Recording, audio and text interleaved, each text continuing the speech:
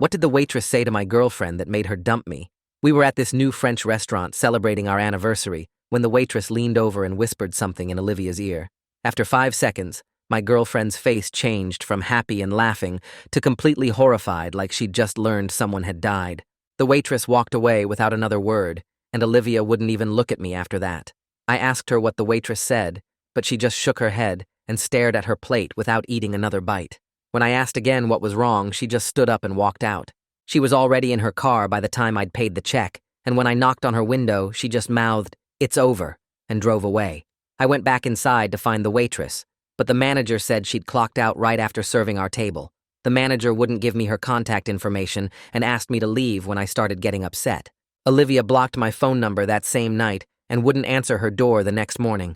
Her roommate came out and said I needed to leave immediately, or she'd call the police. The look on her face was pure disgust, like I'd done something unforgivable. My first thought was maybe the waitress was someone I'd hooked up with before dating Olivia, who wanted revenge for some reason. But I'd never seen her before in my life, and I'd only dated 2 people before Olivia. I tracked down both my exes and asked if they knew anyone who worked at that restaurant, but they had no idea what I was talking about. Then I thought maybe the waitress had confused me with someone else and told Olivia I was cheating. I went back to the restaurant trying to find her, but the manager finally told me she'd quit without notice the day after our dinner and hadn't even picked up her last paycheck. None of the other servers knew where she'd gone. I tried to think if the waitress could have known something about my family that I'd never told Olivia, but my parents were boring accountants, and my sister was a teacher. There were no family secrets that would make someone react like that. I called my mom and asked if we had any family scandals I didn't know about. She just laughed and said our family was disappointingly normal. I hired a private investigator thinking maybe I'd been drugged and done something I didn't remember. He found the waitress had worked at 6 different restaurants in the past 2 years and quit all of them. At one place, she'd been fired for telling a customer their husband was at another table with someone else. When they checked, the husband was at home. The woman still divorced him anyway. The investigator tracked the waitress to a truck stop diner 4 states away. When he showed her my picture, she said, "Oh, him," like she recognized me but wouldn't say from where. She told him she'd only whispered 1 sentence to Olivia, and it was something anyone could have noticed if they'd been paying attention. When he asked what she'd noticed, she said it wasn't about what she saw, but about what was missing. The investigator went back to the waitress with more questions, but she'd already quit the truck stop job and disappeared again. Her co-worker there said she'd left after serving a young couple their breakfast and whispering something to the woman who'd immediately started crying. The couple left without eating. The woman had been heard saying 37 times, over and over, but nobody knew what that meant. 3 months later, I was at the grocery store when I heard Olivia's laugh from the next aisle. I abandoned my cart and ran around the corner to find her standing there with her sister looking completely normal. When she saw me, her face went white, and she grabbed her sister's arm. I was already walking toward them, begging her to just tell me what the waitress had said. Olivia's sister stepped between us, but Olivia put her hand on her shoulder and said it was okay. She looked at me for the first time in 3 months, and her eyes were full of tears. She said, "I need you to answer one question, and if you answer it correctly, I'll know the waitress was wrong, and we can forget this whole thing happened." I said I'd answer anything, and she pulled out her phone and showed me a photo. It was a picture of me from our second date at the beach 3 years ago, but there was something circled in red marker. She zoomed in on the circle and said, "I need you to explain this." When I looked closer at what she was showing me, my blood went completely cold, because I finally understood what the waitress must have seen. The photo showed me standing on the beach with Olivia and 2 other couples we'd met that day, all of us smiling in the bright sun with our shadows stretched out behind us on the sand, except I didn't have one. My shadow was completely missing, even though everyone else's was clear and dark on the ground, and when I looked up at Olivia's face, I could see she was watching me realize what was wrong. My hands started shaking so bad I almost dropped her phone while the grocery store seemed to spin around me. Olivia's sister took a step backward and bumped into an old woman pushing her cart, who gave us a dirty look before moving away. More shoppers were starting to slow down and stare at us standing there in the middle of the cereal aisle, with me shaking like I was having some kind of breakdown. I tried to say something, but my mouth was completely dry, and when I opened it, nothing came out except this weird croaking sound. My throat felt like I'd swallowed sand, and I had to swallow 3 times before I could even whisper that I didn't understand what I was looking at. Olivia's face changed from angry to something else, maybe pity or confusion, and she swiped to another photo on her phone. This one was from earlier that same beach day, according to the timestamp in the corner, maybe an hour before the other picture, And in this one, I had a normal shadow, just like everyone else. She held both photos up side by side on her phone screen, swiping back and forth between them to show how my shadow was there in one and gone in the other. My legs started feeling like jelly, and I had to grab the shelf next to me to keep from falling over, knocking a box of cornflakes onto the floor. Olivia asked me straight out if I knew why my shadow disappeared between those two photos, her voice shaking but determined. I told her honestly that I had no idea what she was talking about, or how something like that was even possible. Her sister looked between us, and then at the growing crowd of shoppers pretending to look at groceries, while obviously watching our drama unfold. She suggested we should probably take this somewhere more private since people were pulling out their phones, and it looked like someone might be recording us. Olivia nodded and said there was a coffee shop 2 blocks away where we could talk without an audience. We agreed to meet there in 10 minutes, and I watched them walk quickly toward the exit, while I stood there still holding onto the shelf for support. I somehow made it to my car and sat there with my hands on the steering wheel, trying to think of any way a person could lose their shadow in a photo. Maybe it was some kind of weird photo editing mistake, or the angle of the sun had created an optical illusion, but even as I thought it, I knew those explanations made no sense. The sun was in the same position for everyone in both photos, and nobody accidentally edits out just one person's shadow while leaving everything else perfect. I drove to the coffee shop in a daze and found Olivia and her sister already sitting at a corner table away from the other customers. Olivia had her phone out and was pulling up more photos, spreading them across the table by turning her phone sideways and swiping through them slowly. She pointed to each one, showing me birthday parties and date nights and random selfies from our 3 years together, and in some I had a shadow, and in some I didn't. There was no pattern I could see, no connection between the photos where my shadow was missing and the ones where it appeared normal. Different times of day, different places, inside and outside, summer and winter. It didn't matter, because the shadow came and went, with no logic at all. I picked up her phone with trembling hands and zoomed in on photo after photo, checking the edges and looking for any sign of editing or manipulation. But they were all just regular photos taken on her phone, nothing special or altered about them, except for the fact that sometimes I existed without a shadow. The coffee shop noise faded away as I stared at proof of something impossible, something that shouldn't exist, but was right there in dozens of photos spanning years. Olivia finally broke the silence by telling me what the waitress had whispered to her that night at the restaurant. She said the waitress had leaned in close and said to look at what was missing from me, not what was there, and Olivia hadn't understood what that meant. She thought maybe the waitress was being weird or philosophical, talking about missing emotions or something like that, until she got home that night and started going through our photos. That's when she noticed my shadow was missing in the photo from dinner that was on her Instagram, the one she'd posted right before dessert came, and once she saw it, she couldn't stop looking through every photo she had of me. She found 37 photos where my shadow was gone, which explained what that woman at the truck stop had been saying, and the more she looked, the more terrified she became about what I might be. I looked straight at her and asked if she really thought a person could just lose their shadow at random times, like it was some kind of normal thing. She stared back at me with this expression that was part fear and part sadness, and told me she didn't know what to believe anymore, but something was clearly wrong with me. Her sister had already pulled out her phone and was scrolling through article after article about shadow disappearances in old stories and myths from different cultures. She turned the screen toward me, showing how almost every culture had some belief about people without shadows being cursed or having sold their souls or lost their humanity. My stomach twisted into knots reading the words on her screen, because none of this made any sense, but the evidence was right there in the photos.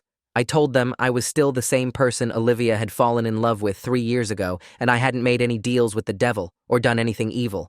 But right as the words came out of my mouth, I glanced at the coffee shop wall behind us, where the afternoon sun was making clear shadows of everyone in the place. Olivia's shadow was there on the wall, and so was her sister's, but where mine should have been, there was nothing at all. The wall was just blank, where my body should have been blocking the light and creating a dark shape like everyone else had. Olivia saw me looking and followed my gaze to the wall, and when she saw the empty space where my shadow should be, she started crying hard. She said through her tears that she couldn't be with someone when she didn't even know if they were fully human anymore. I reached across the table to touch her hand and try to comfort her, but she pulled away fast, like my touch might burn her skin. That's when something popped into my head that I hadn't thought about in years and years. When I was 7 years old, my family went camping at this state park, about 2 hours from our house. On the second day, I wandered off following a butterfly or something and got completely lost in the woods. I was missing for 6 whole hours before a park ranger found me sitting by a creek, just staring at the water. The weird thing was, I had no memory at all of what happened during those 6 hours. My parents asked me over and over where I'd been and what I'd done, but my mind was totally blank about that time. I told Olivia about the camping trip and getting lost when I was 7, and she immediately asked if that's when this shadow thing started.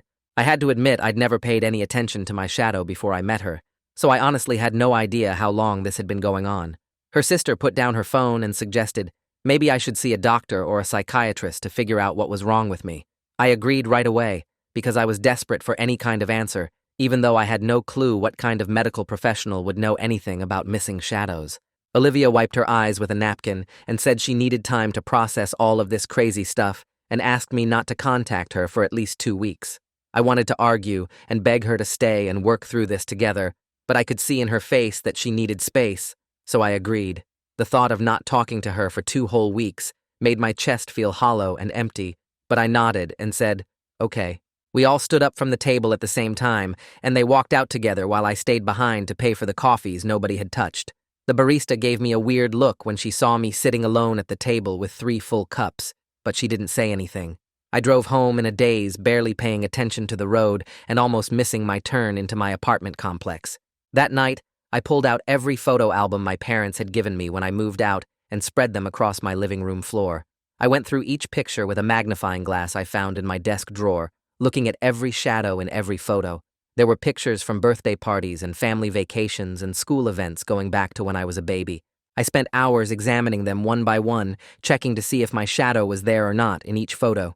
What I discovered made my hands shake as I held the magnifying glass over the old photos. In every single picture from before that camping trip when I was 7, my shadow appeared completely normal, just like everyone else's. But in the photos taken after I got lost in the woods, my shadow was there sometimes, and missing other times with no pattern I could figure out. A Christmas morning photo from when I was 8 showed me opening presents with no shadow, while my sister right next to me had hers. A school picture from 3rd grade had my shadow, but a family reunion photo from that same summer didn't have it at all. The camping trip was clearly when whatever this was had started happening to me, but I still had no memory of those missing 6 hours in the woods. I picked up my phone and called my mom right away, even though it was past midnight. She answered on the 4th ring, sounding confused, and asked if everything was okay. I told her I needed to know more about that camping trip when I was 7, and specifically what happened after they found me. She yawned and said I'd come back acting weird for a few days, not talking much and staring at nothing, but then I seemed to get back to normal, so they never worried about it. I pressed her for more details, but she honestly couldn't remember much else since it was over 20 years ago. After hanging up, I couldn't sleep at all, so I opened my laptop and started searching for anything about people losing their shadows. Most of what I found was fairy tales and horror stories, but after digging deeper, I found some forums where people claimed similar things were happening to them. One post really caught my attention from someone describing how their boyfriend's shadow would disappear whenever he seemed emotionally checked out. They said it was like he wasn't fully there in those moments, like part of him existed somewhere else entirely. Reading that made me think about all the times Olivia had complained that I seemed distant, even when I was sitting right next to her. She'd wave her hand in front of my face and ask where I'd gone, and I'd always insisted I was right there listening, but maybe she was picking up on something I couldn't even feel myself. After 3 straight days of reading forums and articles without sleeping more than a few hours, I decided I had to go back to those woods. My parents still lived in the same house near that state park, so I drove out there early one morning without telling them I was coming. The park entrance looked exactly the same as it had in all our old family photos. I parked at the same campground we'd used and started walking the main trail, trying to remember which way 7-year-old me might have wandered off. The woods felt familiar but wrong at the same time, like when you walk into a room and all the furniture has been moved just a few inches from where it should be. I followed the old hiking trail for about an hour, then started checking smaller paths that branched off into the deeper parts of the forest.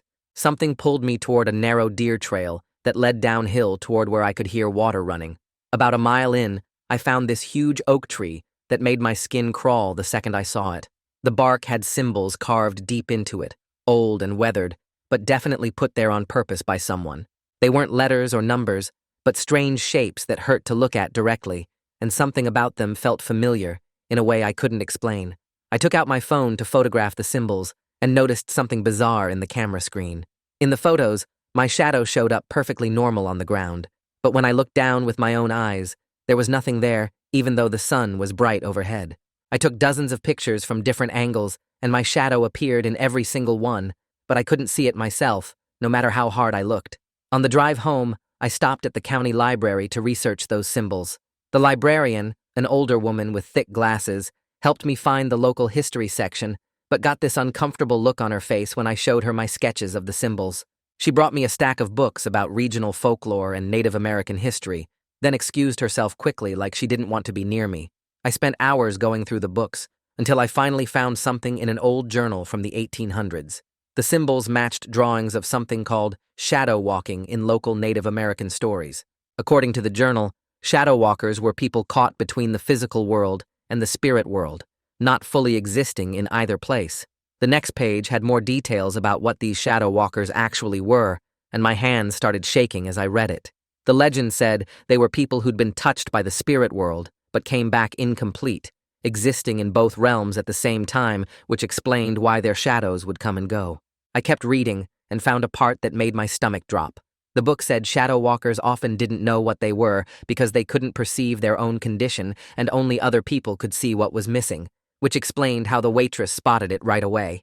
I closed the book and sat there for a minute before pulling out my phone to call Silas Hancock, this guy I knew from growing up, who always knew all the weird local stories. He picked up on the third ring, and when I told him I needed to ask about shadow walkers, he got really quiet. After a long pause, he admitted his grandmother used to talk about them, but always said it was dangerous to even discuss the subject. I begged him to meet me, and after some convincing, he agreed to come to this diner off Route 9. When he walked in an hour later, he looked nervous and kept checking over his shoulder like someone might be watching us. He slid into the booth across from me and told me what his grandmother had shared with him years ago. Shadow walkers weren't evil, but they weren't entirely human anymore either, caught between worlds and unable to fully connect with either one. He said his grandmother knew ways to test for shadow walkers and looked at me for a long time before offering to try one on me. I agreed immediately because I was desperate for confirmation of what I already suspected was true about myself. He drove us to his house, which was empty since his wife had left him 2 years ago, and led me to a small room with no windows. He handed me a candle and told me to light it and hold it while looking in the mirror he'd set up against the wall. Normal people would see their reflection and shadow clearly, but when I held the candle up, my reflection kept flickering like it wasn't sure whether to be there or not. Silas took 3 steps back from me after the test, and I could see real fear in his eyes. He said his grandmother had warned that shadow walkers could drain the life force from people close to them without even meaning to. That hit me hard, and I thought about all my past relationships, how they'd all ended with the other person looking tired and worn down. I'd always figured we just weren't compatible, but now I wondered if I'd been literally draining them without knowing it. Silas went to his bedroom and came back with this old leather journal that looked like it was falling apart. He pushed it across the table toward me and said it had more information about shadow walkers that his grandmother had collected over the years. Then he asked me to leave and not contact him again because he had kids to protect and couldn't risk having me around them. I took the journal and left without arguing because the look on his face told me there was no point trying to change his mind. Back at my apartment that night, I opened the journal and started reading the cramped handwriting that covered every page. The first entry explained that shadow walkers were created when a child's soul got partially pulled into the spirit realm, but not completely taken. The child would survive, but remain forever split between 2 worlds, never fully belonging to either one. There were newspaper clippings taped to some pages about unexplained disappearances of children who later returned acting different. One article from 1963 described a boy who went missing for 8 hours in the same woods where I'd gotten lost. When he came back, his parents said he seemed hollow somehow, like part of him was still missing. The journal had drawings of those same symbols I'd found carved in the tree, with notes about how they marked places where the boundary between worlds was thin. According to the grandmother's research, these spots were where spirits could reach through and touch people in our world. She'd mapped out dozens of these locations across 3 states, and I recognized several places I'd been drawn to over the years without understanding why. One entry described how shadow walkers aged differently than normal people, because part of them existed outside normal time. That made me think about how people always said I looked younger than my age, and how I never seemed to get sick like everyone else. The journal mentioned that animals could sense shadow walkers and would act strange around them. I remembered how dogs would either bark at me for no reason or refuse to come near me at all. There was a whole section about relationships and how shadow walkers couldn't form complete bonds with normal people. The grandmother wrote that it was like trying to hold water in your hands because the connection would always leak away through the gaps. She documented cases of shadow walkers who'd tried to have families but always ended up alone because their partners would eventually feel the drain and leave. Near the end of the journal was a list of other people the grandmother suspected were shadow walkers, based on her observations. Most of the names meant nothing to me, but one stood out, because it was someone I'd met years ago who'd seemed to recognize something in me that I didn't understand at the time. The next page in the journal had a whole section about how shadow walkers could never really connect with anyone, because part of them was always somewhere else. The grandmother wrote that they could go through all the motions of a normal life, but their relationships would always feel empty to both people involved. She described it like trying to hug someone through a thick blanket, where you could feel the pressure, but never the warmth. I kept reading and found case after case of shadow walkers who'd tried to have normal families, but ended up alone because their partners always sensed something was missing. One story from 1973 talked about a man whose wife said living with him felt like being married to a ghost who could sometimes touch things. The journal had newspaper clippings about divorces where one spouse claimed their partner wasn't really there even when sitting right next to them. I turned the page and my hands started shaking when I saw an entry from 1954 about a woman who could spot shadow walkers on sight. The grandmother's description of her was exact down to the details, like she had dark hair that she kept in a bun and eyes that seemed to look through people instead of at them. This woman would show up at restaurants and diners where couples were eating, and she'd whisper something to the normal person about what their partner really was. The grandmother wrote that these people were called seers, and they existed fully in the physical world, which let them see what was missing in others. According to the journal, seers felt pulled to reveal the truth about shadow walkers, like it was their purpose in life. They couldn't stand watching normal people waste their lives with someone who could never fully be there. The grandmother had interviewed 3 different seers over the years, and they all said the same thing about feeling sick when they saw a shadow walker with someone normal. One seer described it as watching someone slowly drowning while thinking they were just swimming. The journal said seers would often quit their jobs and move on after revealing the truth because they couldn't handle seeing the aftermath. I spent the next 2 weeks reading every page of that journal and trying to understand what I was. During that time, I didn't leave my apartment except to get food, and I ignored calls from my family who were worried about me. When the 2 weeks were up, I sent Olivia a text asking if we could meet to talk about everything. She replied within an hour saying yes, but that she was bringing someone named Xander Swift, who was a therapist she'd been seeing who dealt with unusual situations. We met at a coffee shop downtown, and I got there early to prepare what I wanted to say. Olivia walked in with a man who looked about 40, with gray hair and glasses, who introduced himself as Xander. They sat across from me, and I started explaining everything I'd learned about shadow walkers from the journal. I told them about getting lost in the woods as a kid and how my shadow had been missing ever since in photos. Xander listened without interrupting while Olivia sat completely still in her chair with her arms crossed. When I finished talking, Xander leaned forward and said that whether the shadow walker thing was real or just a metaphor, the fact was, I couldn't form complete connections with people. He said he'd worked with other clients who described similar feelings of being disconnected from the world around them. Xander offered to work with me to understand what was happening and maybe find ways to be more present in my life.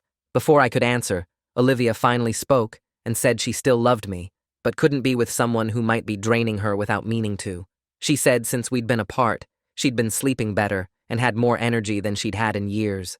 Her words hit me like a punch in the stomach because it meant the journal was right about shadow walkers draining people. Olivia stood up to leave but stopped and said she hoped I'd take Xander's offer because maybe he could help me become whole again. After she left, Xander gave me his card and said to call when I was ready to start working on whatever this was. I called him the next day and started seeing him twice a week at his office across town. During our sessions, he helped me see that I'd always felt disconnected from reality, regardless of what caused it. He had me describe memories from childhood, and I realized that even my happiest moments felt flat, like I was watching them happen to someone else. Xander said this feeling of watching life through glass was common in people who'd experienced trauma, even if they couldn't remember what happened. We worked on exercises to help me feel more grounded in the physical world, starting with simple breathing techniques. He had me focus on physical sensations, like the feeling of my feet on the floor or the temperature of the air on my skin. The exercises were hard at first, because my mind would drift to that missing part of me that might be stuck somewhere else. Xander taught me meditation practices, where I'd sit still and try to feel fully present in my body for just a few minutes at a time. My shadow never came back in photos, but I started noticing small changes in how I experienced things around me. Colors felt brighter, and sounds seemed clearer, but it was hard to tell if that was real or just me paying more attention. After a month of sessions with Xander, I decided to reach out to Julie Morrow, who used to be married to Silas. I found her number in an old phone book at the library and called her one evening. She answered on the third ring, and when I explained who I was, she got quiet for a long moment. Then she told me to meet her at a diner the next morning because she had things to tell me about Silas and his grandmother's stories. I drove to the diner early and waited in a booth by the window drinking coffee. Julie showed up right on time wearing scrubs like she'd just gotten off a hospital shift. She sat down across from me and ordered black coffee without looking at the menu. She told me she'd left Silas because he'd become obsessed with his grandmother's stories about shadow walkers and other local legends. He'd started seeing signs everywhere and convinced himself that half the people in town were secretly something else. Julie said the stories consumed their marriage until she couldn't take it anymore. She explained how these legends affected people who believed them and made them see patterns that weren't really there. But then she looked at me carefully and said sometimes the patterns were real, and that's what made it so hard. Julie gave me a business card for a support group that met every Tuesday at the community center. She said the group was for people who felt disconnected from reality for different reasons.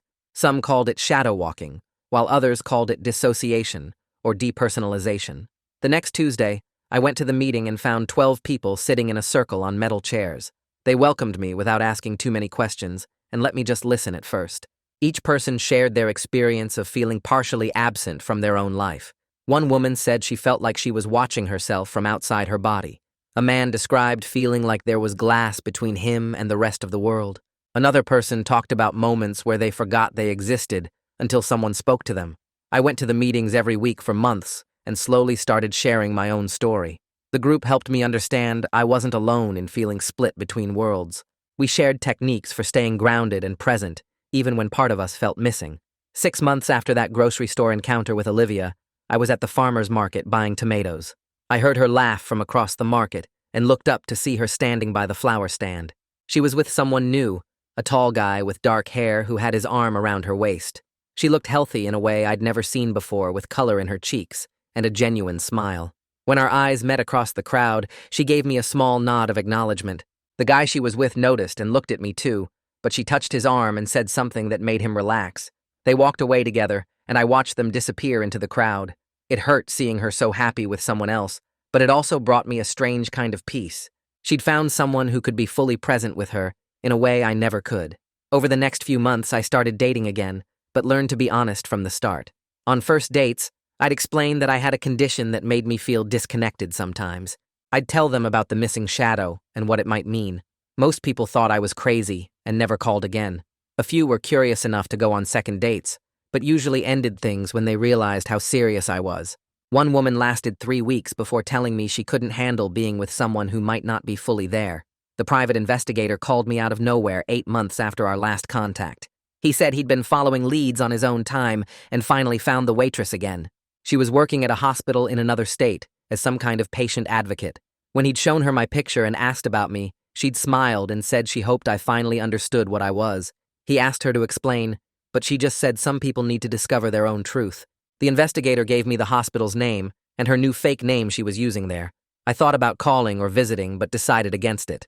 Instead, I sat down and wrote her a long letter thanking her for what she'd done. I explained how her whisper to Olivia had destroyed my life, but also saved it. I wrote about finding the Shadow Walker information and learning what I really was. I told her I understood now why she felt compelled to reveal these truths to people. I sealed the letter in an envelope but never sent it. It sat in my desk drawer for weeks before I finally threw it away. The act of writing it had been enough. I started a blog about living with one foot in another realm and was surprised when people started reading it. Others shared their experiences of feeling partially absent or disconnected from reality. We formed an online community of people who understood what it meant to not be fully present. My shadow never returned consistently in photos, though sometimes I'd catch a glimpse of it from the corner of my eye. I made peace with being split between worlds and found purpose in helping others who felt the same way. Looking back now, I understand what the waitress saw that night at the restaurant. She saw what was missing from me, which wasn't just my shadow, but my full presence in this world. I'm grateful she helped Olivia escape before I drained too much of her light. I'm learning to live with what I am and finding ways to protect the people around me from the emptiness I carry. I really appreciate you hanging in there with me today. All the questioning, all the wondering. It's been so meaningful to explore these moments with you.